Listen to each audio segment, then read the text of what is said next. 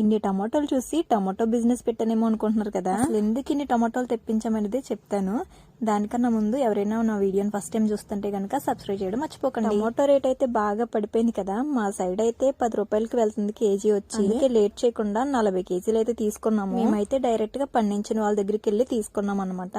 ఇంకా నైట్ తీసుకొచ్చేటప్పుడు కొన్ని డ్యామేజ్ అవన్నీ అంట, అవన్నీ తీసి పక్కకు పచ్చిగా ఉన్నవి కూడా పక్కకు తీసాము. ఇంకా మిగతా అవన్నీ కూడా టమాటో పచ్చడి అయితే పెడదామని చెప్పి అనుకున్నాం. టమాటోలు ఉన్నాయి కాబట్టి పచ్చడితో పాటు టమాటా పౌడర్ కూడా చేస్తే బాగుంది అనిపించింది. అందుకే లేట్ చేయకుండా మొదలు పెట్టేసాము. ముందుగా ఏం చేయాలంటే టమాటోలు అన్నిటిని శుభ్రంగా మంచి నీళ్ళలో వేసి బాగా కడుక్కోవాలి. వాటిని మంచిగా కడిగిన తర్వాత పక్కకు తీసేసి ఒక క్లాత్ తోటి తడి లేకుండా మంచిగా తుడాలన్నమాట. టమాటోనైతే ఒకవేళ తడిగా అనుకుంటే పచ్చడి అనేది బూజు పట్టి పాడైపోతుంది. ఇంకా టమాటాలను తడి లేకుండా తుడిచేసినాక వాటిని మనకు నచ్చిన షేప్ లో అయితే కోసి పక్కన పెట్టుకోవాలన్నమాట. నేను ఇక్కడ రౌండ్ గా స్లైసెస్ లా కట్ చేశాను కదా, ఇవైతే టమాటో పౌడర్ కోసం అన్నమాట.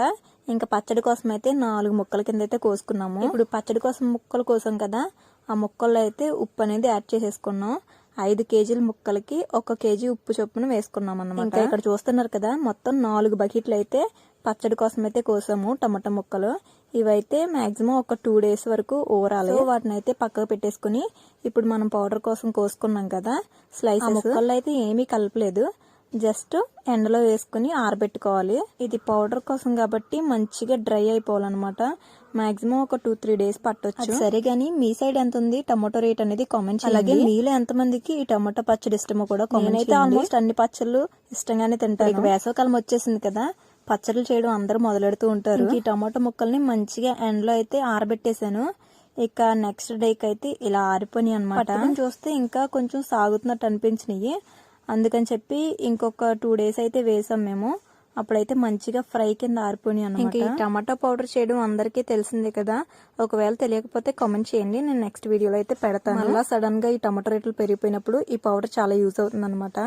ఇంకా మనం పచ్చడి కోసం ఊరబెట్టుకున్న ముక్కలు ఉన్నాయి కదా, అవైతే మూత తీసుకుని ఒకసారి చూస్తున్నాను. 2 డేస్ కి మంచిగా మగ్గిపోయినారా, ఎంత సాఫ్ట్ గా అయిపోయినాయో, తొక్క ఎలా ఊడిపోతుందో. ఇప్పుడు ఈ టమాటా ముక్కల్లో బోల్డ్ రసం ఉంటుంది.